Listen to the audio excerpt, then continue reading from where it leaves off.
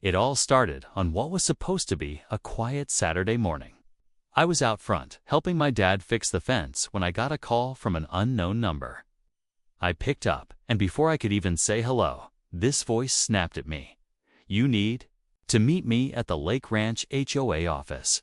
Now, no greeting. No explanation, just demands. I didn't recognize the voice right away, but I knew the tone, one of those people who think they run the world because they sit on an HOA board.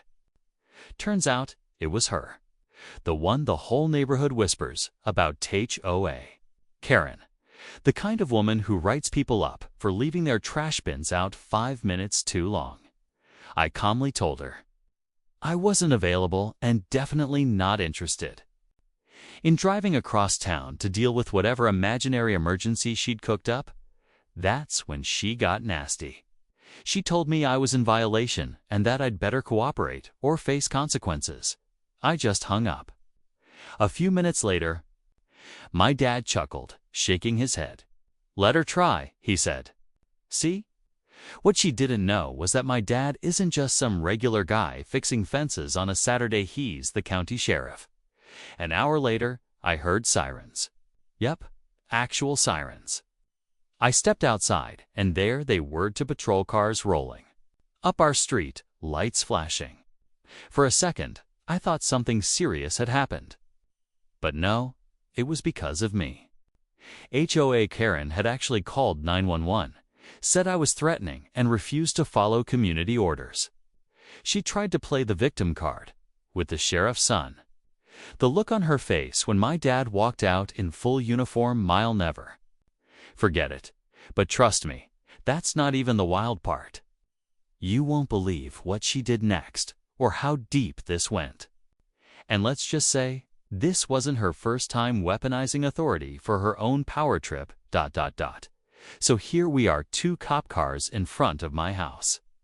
Lights still going and neighbors peeking through their blinds.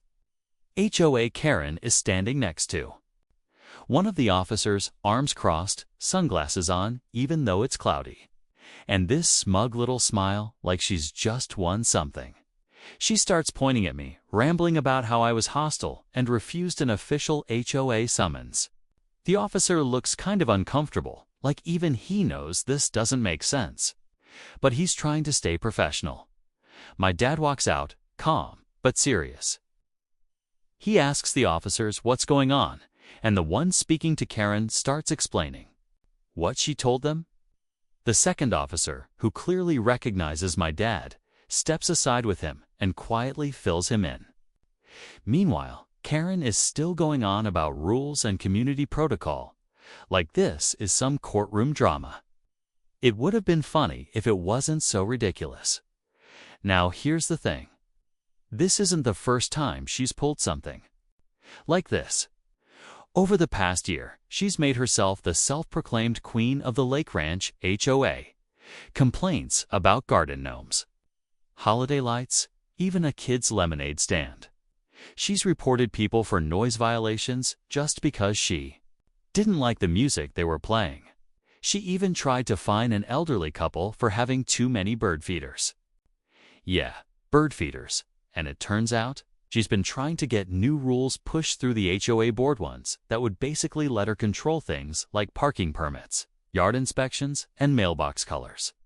Most of the board doesn't agree with her, but she's loud, persistent, and scares a lot of the older residents into going along with whatever she says. She thrives on conflict, and from what I've heard, she's been using the HOA to get back at people who disrespect her authority. So when I didn't show up to her little surprise meeting at the Lake Ranch office, she decided to make an example out of me. But what she didn't count on was who she picked to fight with. And trust me, what we uncovered after this incident. That's when things got real. My dad didn't say much in front of the other officers, just thanked them, told them he'd handle it, and walked back toward the house. Karen tried to follow him, acting all bold like she had authority, but the second officer stepped in and told her to stay put. She didn't like that. She started raising her voice, accusing them of favoritism, asking why I wasn't being arrested like anyone else would be. That's when it hit me. This wasn't just about some HOA nonsense. This was personal. Later that night, Dad sat me down and asked if I knew anything else about Karen's sudden obsession with me. I told him I hadn't interacted with her before the phone call, but then I remembered something. A few weeks earlier, my friend Jake and I were flying his drone over the lake trails to film for a school project. We'd flown past the HOA office. By accident, nothing illegal, just footage of open land and some nearby houses. Karen had stormed out and yelled at us to shut it down, claiming we were spying. We laughed it off at the time, but now, thinking back, that might have been the trigger. Dad raised an eyebrow. "Do you still have that footage?" I pulled it up on my phone. There it was, grainy clips of the HOA office, the trail, and a silver SUV parked behind the building in a spot that wasn't supposed to be used. My dad leaned in. "That's not a staff car. That's a private vehicle." He paused. "And that building isn't just the HOA office anymore. It's under contract for county record storage." That made things weird fast. The next morning, Jake texted me saying someone had come to his house asking about the drone footage. Not a cop, just a lady from the HOA who told his mom it was about community safety. His mom said the woman wouldn't give a name, but based on her description, yup, Karen, why would she care so much about a random drone video? What was in that building she didn't want anyone seeing? Something told me this wasn't just about HOA drama anymore. Something bigger was hiding in plain sight. That same afternoon, my dad made a quiet call to one of his deputies and asked for a background check, not on Karen directly, but on the Lake Ranch HOA office lease agreement. Something wasn't adding up. If it was under contract for county records, why wasn't there more security?